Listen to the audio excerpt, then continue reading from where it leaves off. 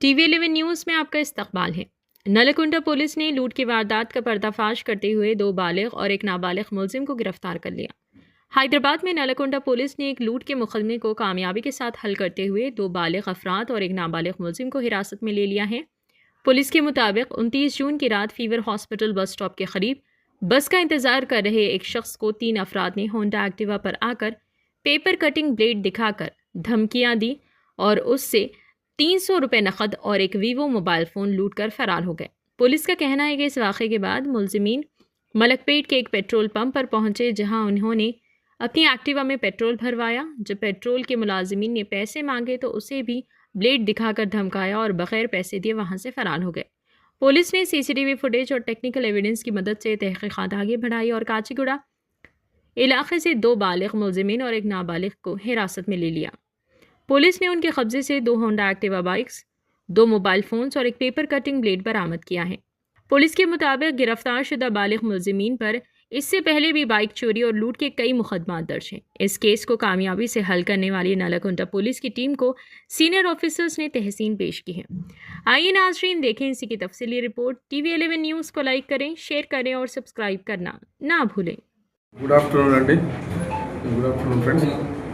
ఈరోజు నల్లకుంట పోలీసులు ఈరోజు SHO ఆధ్వర్యంలో SI Harish and crime team ఒక రాబరీ గ్యాంగ్, అంటే ఇంతకుముందుకు వాళ్ళు నేరాలు చేసిన గ్యాంగ్ను పట్టుకోవడం జరిగింది.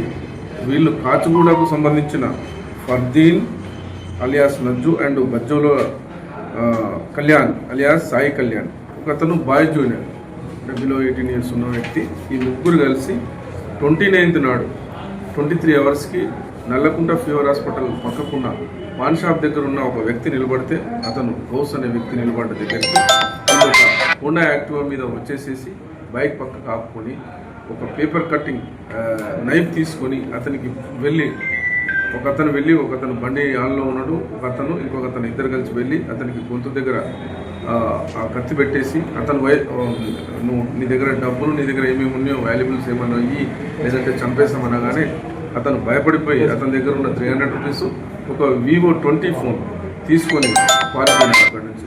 వీళ్ళు అక్కడి నుంచి పారిపోయిన తర్వాత చాదరగట్లో ఒక పెట్రోల్ పంప్లో కూడా అతన్ని బెదిరించి అతని దగ్గర పెట్రోల్ పోయించుకొని అతని దగ్గర కూడా బెదిరించి అది పెట్రోల్ పోయించుకోవడం జరిగింది. అక్కడ కూడా ఒక కేసు రిజిస్టర్ చేయడం జరిగింది చాదర్ఘట్ PS లిమిట్స్లో.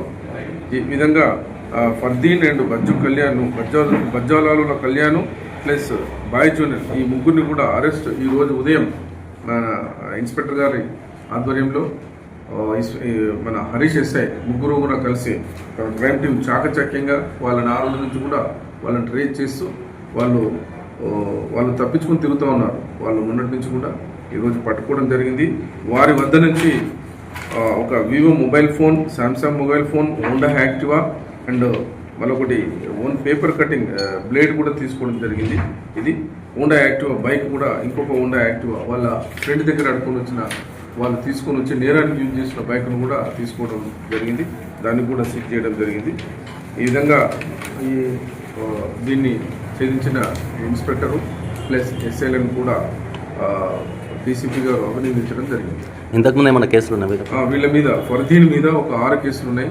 ఇతను కాచిగూడ నివాసి. అతని మీద చాదర్ఘట్లో, సుల్తాన్ బజార్లో, నారాయణగూడలో, మాదాపూర్లో, హ్యాబిట్స్లో, కోహిర్ పోలీస్ స్టేషన్లో కూడా సేమ్ టైప్ ఆఫ్ అఫెన్స్లో అతని మీద కంప్లైంట్లు ఉన్నాయి. అతని కేసులు రిజిస్టర్ అయినాయి. అట్లాగే ఈ బజ్జలాలు కళ్యాణ్ మీద కూడా 2 కేసులు ఉన్నాయి. అతను అబ్దుల్లాపూర్ మెట్టు, చాదర్ఘట్లో కూడా వాళ్ళ మీద కేసులు అయినాయి.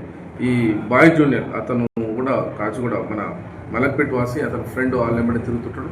అతను కూడా ఈ కేసులో ఇన్వాల్వ్ అయ్యాడు. వీడియో ఉంది, ఉంది యాక్చువల్గా కూడా. దాని మీద మిగతా కేసులు కూడా ట్రయల్ జరుగుతూ ఉన్నాయి. అవన్నీ కూడా 22 నుంచి జరిగిన కేసులు, అవి కూడా ట్రయల్లో జరుగుతూ ఉన్నాయి. కన్విక్షన్ కూడా మేము రావడానికి ప్రయత్నం చేస్తున్నాం. అంటే గతంలో ఉన్న పోలీస్ స్టేషన్లలో ఏ కేసులు నమోదైనాయి? కేసులు, బైక్ థెఫ్ట్ కేసులు, ఒక దగ్గర రాబరీ కేసు కూడా ఉంది. ఈ ముగ్గురు కూడా, ఇద్దరు కూడా, ఈ కళ్యాణ్ కూడా రాబరీ కేసులో ఉన్నారు. పాత కేసులో అబ్దుల్లాపూర్ మెట్లో ఉన్నారు. లేదు. సార్ డబ్బులు ఇవ్వము అంటే ఏమన్నా చేస్తామని బెదిరిస్తారా? ఏమని బెదిరిస్తారు? డబ్బులు మీ దగ్గర ఏమైనా వాల్యుబుల్స్ డబ్బులు ఫోన్ ఏమున్నా కానీ లేదంటే కత్తి పెట్టేసేసి చంపడానికి ప్రయత్నం చంపేస్తామన్నట్టుగా వాళ్ళు బెదిరించడం వల్ల అతను భయపడిపోయి 300 rupees plus Vivo mobile phone ఇచ్చివేయడం జరిగింది.